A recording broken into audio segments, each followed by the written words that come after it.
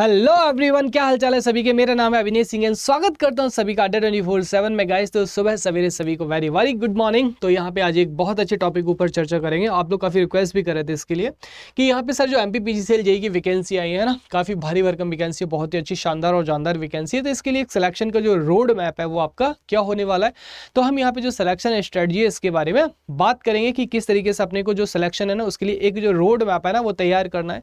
अब road map बहुत important होता है ना, जैसा आप जानते हैं कि अगर आपको कहीं भी ओरिजिन है, ओरिजिन से डेस्टिनेशन की तरफ जाना है ना, तो सड़क तो होनी चाहिए ना, डेफिनेटली होनी चाहिए। तो चलिए बात करेंगे यहाँ पे। तो अब किसी भी एग्जाम को ना क्लियर करने का सबसे पहला जो मूल मंत्र होता है गाइस, वो क्या होता है हमारे पास में। सबसे पहला जो मूल मंत्र होगा कि एग्जाम का हमको सिलेबस पता, वैकेंसी पता होना चाहिए। तो वैकेंसी तो एक इसलिए पता होना चाहिए कि भैया मूल मंत्र तो नहीं कह सकते ना, एक जिज्ञासा कि यहाँ पे कितनी वैकेंसी है। तो यहाँ पे देखिए आपको इलेक्ट्रिकल के लिए बहुत अच्छा वैकेंसी दिख जाएगा, है ना। तो यहाँ पे इलेक्ट्रिकल के लिए वैकेंसी हमारी, इलेक्ट्रॉनिक्स के लिए वैकेंसी है, मैकेनिकल के लिए वैकेंसी है एंड सिविल के लिए वैकेंसी है आपकी, ठीक है। तो एज ऑफ नाउ मुझे, जैसे मैं इलेक्ट्रिकल के साथ में डील करता हूँ तो मुझे याद है 240 तो आपकी जेई की वैकेंसी है, प्लस यहाँ पे कुछ 17 के लगभग एई की वैकेंसी इलेक्ट्रिकल की और कुछ शायद कॉन्ट्रैक्ट बेसिस पे, है ना। तो आपको यहाँ पे 250 प्लस जो बहुत अच्छे, मतलब 260 के लगभग इलेक्ट्रिकल की ही वैकेंसी। अब 240 यहाँ पे जो वैकेंसी है वो किसका है, जेई का वैकेंसी है ना 240। और यहाँ पे बीटेक जो है आपके और जो डिप्लोमा है ना, दोनों ही लोग यहाँ पे एलिजिबल है। तो एक टेंशन खत्म हो गया कि कौन एलिजिबल है कौन एलिजिबल नहीं है। और दूसरी चीज यहाँ पे ऑल इंडिया लेवल के इस लोग जो है आपके, यानी कि ऑल इंडिया लेवल पे एस्पिरेंट्स यहाँ पे अप्लाई कर सकते हैं। कोई स्टेट का कोई झंझट नहीं कि हम अप्लाई कर सकते हैं या नहीं कर सकते, ठीक है। चलो अब देखो, किसी भी एग्जाम के लिए मूल मंत्र हमारा क्या होता है, सबसे पहले कि हमको एग्जाम का सिलेबस पता होना चाहिए। नहीं, अरे तभी ना जाओगे जब किसी का एड्रेस पता है ना, तभी उसके यहाँ न्योता खाने जाओगे ना। तो अब यहाँ पे सिलेबस और एग्जाम का बात करेंगे ना। तो अब देखो जो सिलेबस है ना, यहाँ पे सिलेबस को दो पार्ट में रखा गया है। एक हमारा टेक्निकल पार्ट रखा गया है और दूसरा कौन सा रखा गया है, नॉन टेक्निकल पार्ट रखा गया है, ठीक है। टेक्निकल का जो यहाँ पे रेशियो है वो कितना है 75% और यहाँ पे नॉन टेक कितना है 25%, जो कि एक बहुत अच्छी बात है ना। मतलब यहाँ पे झंझट खत्म हो गया आपका, ठीक है। अब देखो यहाँ पे नॉन टेक में अगर बात करें तो नॉन टेक का जो सिलेबस है वो तो सबके लिए कॉमन होगा ना। तो यहाँ पे आपको एप्टीट्यूड और यहाँ पे जनरल अवेयरनेस रखा गया ना। सो एप्टीट्यूड, तो यहाँ पे एप्टीट्यूड और जो आपका क्या रखा गया है यहाँ पे जनरल अवेयरनेस, यानी कि जो स्टैटिक जीके वाला करंट अफेयर वाला पोर्शन है वो आपको रखा गया है। तो 25 नंबर में ये सिमट जाएगा, बाकी 75 में आप यहाँ पे टेक्निकल में डील करोगे, ठीक है। तो देखिए इलेक्ट्रिकल की अगर बात करें तो इलेक्ट्रिकल में यहाँ पे क्या क्या हो जाएगा, हमारा नेटवर्क हो गया, डिटेल में सिलेबस में अलग से वीडियो बना चुका हूँ। नेटवर्क है हमारा, पावर सिस्टम है, और क्या हमारा इलेक्ट्रिकल मशीन है, हमारा डिजिटल इलेक्ट्रॉनिक्स है आपका, यहाँ पे मेजरमेंट है सिलेबस में आपका, और क्या हमारा पावर इलेक्ट्रॉनिक्स भी है सिलेबस में। हालांकि पावर इलेक्ट्रॉनिक्स से बहुत ही बेसिक क्वेश्चन पूछा जाता है। और हमारा क्या है, हमारा यहाँ पे आपका एनालॉग इलेक्ट्रॉनिक्स है आपका, ठीक है। एनालॉग एंड कंट्रोल भी आपका सिलेबस में, और कंट्रोल से भी ठीक ठाक क्वेश्चन देखने को मिल जाते हैं। Micro processor is not in a syllabus, micro processor question नहीं पूछे जाते, ठीक है। चलो, तो ये हमको पता चल गया, ठीक है, सिलेबस और एग्जाम के बारे में। तो हमको एग्जाम के बारे में भी ये पता है कि भैया 25 में नॉन टेक है और 75 में टेक है, तो जो कि एक बहुत अच्छी बात है। सेकंड अपने को यहाँ पे क्या पता होना चाहिए, सेकंड अपने को यहाँ पे पता होना चाहिए कि जो एग्जाम हम देने जा रहे हैं उसमें जो क्वेश्चंस है, क्वेश्चन की फ्रिक्वेंसी क्या है। नहीं, तभी पता होना चाहिए। जैसे गेट एग्जाम की प्रिपरेशन कर रहे हैं, पता चले आप यहाँ पे थ्योरी के क्वेश्चन लगाए जा रहे हैं।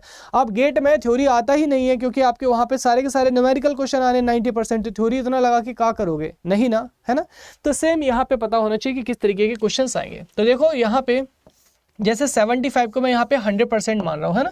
तो लगभग जो आपको यहाँ पे 65% जो क्वेश्चंस देखने को मिलेंगे वो कैसे देखने को मिलेंगे, आपके थ्योरी वाले क्वेश्चन देखने को मिलेंगे, है ना। थ्योरेटिकल क्वेश्चन देखने को मिलते हैं आपको।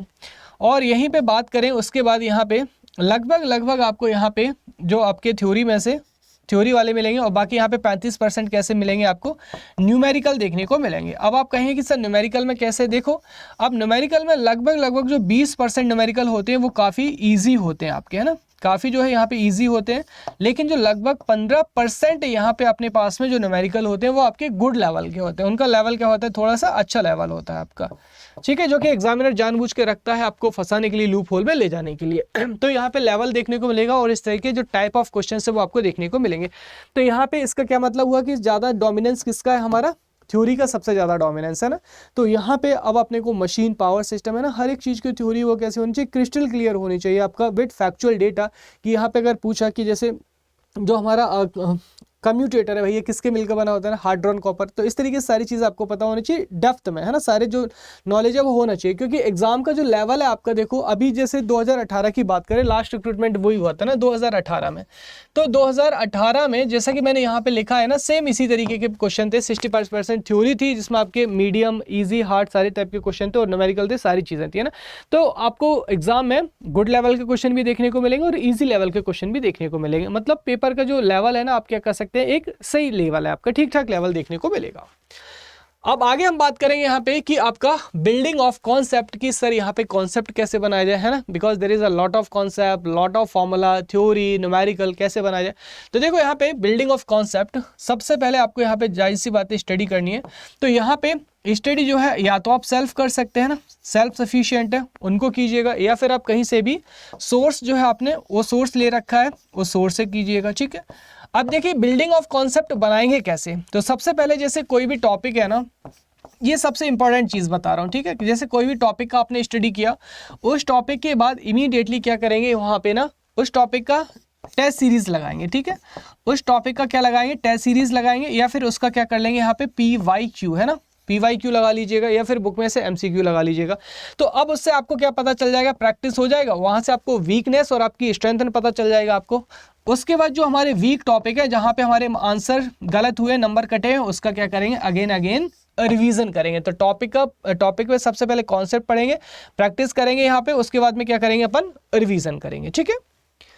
अब देखो यहाँ पे सोर्स ऑफ प्रिपरेशन हमारा क्या होना चाहिए। तो देखो सोर्स ऑफ प्रिपरेशन आपका दो है आपका, या तो अगर आप सेल्फ कर सकते हैं, वेल एंड गुड, सेल्फ करते रहिए, या फिर आपको यहाँ पे क्या चाहिए, कोई भी आपको सोर्स चाहिए जो आपको यहाँ पे सारी चीज़ें क्रिस्टल एंड क्लियर एक स्मार्ट स्ट्रेटजी बताना चाहिए। तो अगर गाइज देखिए, आपने यूट्यूब में देखा ही होगा ना, मेरे वीडियोस आप देख सकते हैं। तो यहाँ पे कल से जो हमारा बैच स्टार्ट होने जा रहा है MPPGCL का, जहाँ पे पावर सिस्टम के साथ में स्टार्ट करने वाला है ना, and I will promise you कि पावर सिस्टम मशीन थ्योरी से लेकर न्यूमेरिक तक आपके सारे जो कॉन्सेप्ट है आपके एक्सीलेंट लेवल पे होंगे।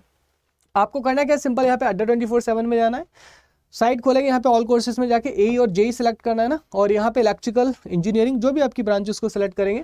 तो भैया मुझे तो इलेक्ट्रिकल ही पढ़ाना है ना, तो यहाँ पे MPPGCL आपने देखा। अभी देखो क्या है ना, यहाँ पे बहुत ज़्यादा प्राइस ड्रॉप कर दिया गया है, ये प्राइस भी हाइक होने वाली है आगे चल के।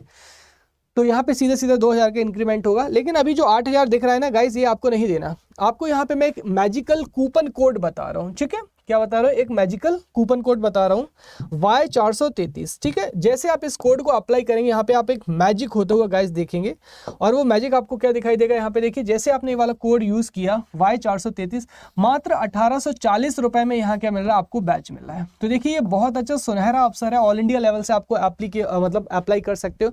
तो मेरे हिसाब से अगर यहाँ पे मतलब इतने का तो शॉपिंग ही आप कर लेते होंगे ना। अगर आपको इतना सा भी लगता है ना कि हाँ हमें गाइडेंस की ज़रूरत है, दैट डेफिनेटली लीजिएगा, और अगर लगता है कि नहीं सेल्फ करना है तो सेल्फ कर सकते हैं, इट्स अप टू यू।